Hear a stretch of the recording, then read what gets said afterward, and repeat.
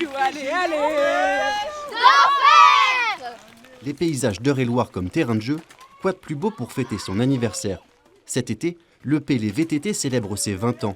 Du 19 au 24 juillet, 45 collégiens et collégiennes ont arpenté en vélo les routes des collines du Perche. Objectif, associer foi catholique et effort physique. Une démarche qui fait sens pour le père Deltra, passionné de vélo. Le vélo, c'est un sport d'endurance. Il y a une certaine exigence, une certaine discipline. Il faut pouvoir gérer son effort, veiller à son alimentation, veiller à sa récupération. Et dans la vie spirituelle, c'est pareil. Il y a une décision à prendre. La vie chrétienne, c'est décider de savoir ce qu'on désire, de s'en donner les moyens.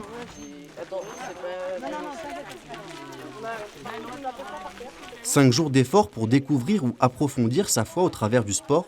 Oui, mais pas seulement. Pour le père Deltra, ce pèlerinage est aussi l'occasion de se familiariser à la vie fraternelle et à l'esprit d'entraide. Le vélo, c'est un sport individuel dans un esprit d'équipe. On est chacun sur ce vélo, mais c'est tous ensemble qu'on peut avancer sur une route en s'éclairant les uns les autres, en s'aidant, en se stimulant, en se soutenant. Et c'est vraiment moi ce que j'essaye de transmettre avec nos équipes aux jeunes, de découvrir par le vélo cette dimension d'équipe et d'encouragement. Ouvert à tous, le PLE VTT attire des jeunes de 11 à 16 ans. Si certains d'entre eux vivent la foi tout au long de l'année, d'autres découvrent la vie religieuse au travers de cette expérience. Gabriel, lui, vient pour la 3e fois. Pour le jeune homme, l'amitié et l'esprit d'équipe sont deux dimensions très importantes. L'entraide, on la ressent beaucoup pendant les côtes, parce qu'on a tous nos différents rythmes. Il y en a qui montent plus vite, d'autres qui montent plus lentement. Et ceux qui sont montés en premier et qui sont encore en haut, et la plupart du temps, ils descendent, soit pour pousser notre vélo quand on est encore dessus et nous faire en sorte qu'on arrive en haut sans poser pied à terre, soit quand on est à pied pour prendre notre vélo et nous on finit, parce qu'un vélo c'est quand même lourd. Alvin, quant à lui, a surtout été attiré par la dimension sportive du PLE VTT. Si la foi ne fait pas partie de son quotidien, il est toutefois séduit par cet éveil à la religion catholique. Ce qui me plaît dans le PLE VTT, c'est surtout la partie VTT. Parce que, en gros, c'est un défi sportif. Faire 30 km tous les jours, ça fait pas partie de mon quotidien. Puis après, on parle de la partie spirituelle. Et puis mélanger les deux, je trouve que c'est un bon mélange. Donc voilà, on profite d'être dans ce village pour entrer dans l'église. Voilà, il y a à chaque fois un attribut, vous vous rappelez, un attribut pour repérer les saints. Et donc Saint Martin, est-ce qu'on repère qui était Saint Martin par rapport à ce qu'on voit? Sainte Marie, Mère de Dieu, priez pour nous pauvres pécheurs, maintenant et à l'heure de notre mort. Amen.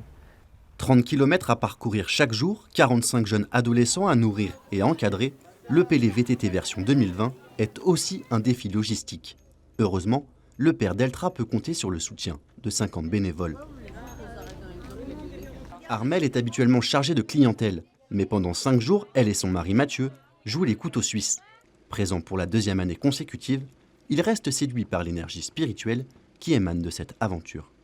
C'est un PLE, donc on fait des prières, on discute, on échange, il y a des témoignages. Notamment hier, c'était la veillée d'adoration et de réconciliation. Et c'était assez fort quand même d'avoir un jeune du staff qui témoigne par rapport à la confession et qu'il a senti le Christ en lui venir le pardonner. Transmettre ça à d'autres jeunes, plus jeunes que lui, c'est impressionnant. Ultime effort du pèlerinage, l'ascension de la colline du Rougemont. Point culminant du diocèse de Chartres, elle abrite depuis 1945 une chapelle en l'honneur de la Vierge Marie, l'endroit idéal pour conclure 5 jours d'aventure. Monseigneur Philippe Ristori a fait le déplacement pour y célébrer une ultime messe. L'occasion pour l'évêque de rendre grâce et de féliciter ces jeunes adolescents. Cet ultime moment, tous ensemble, de grande communion autour du Seigneur, au nom du Père et du Fils et du Saint-Esprit, la paix soit avec vous. Cette messe nous rassemble vraiment en famille de jeunes. Je vois qu'ils y sont tous attachés. Je pense qu'ils sont vraiment la vie de l'Église actuellement, ces jeunes. Ils sont souvent en minorité dans leur environnement de collège ou d'école, mais ils le vivent vraiment, et ils le vivent avec beaucoup de joie, donc on continue.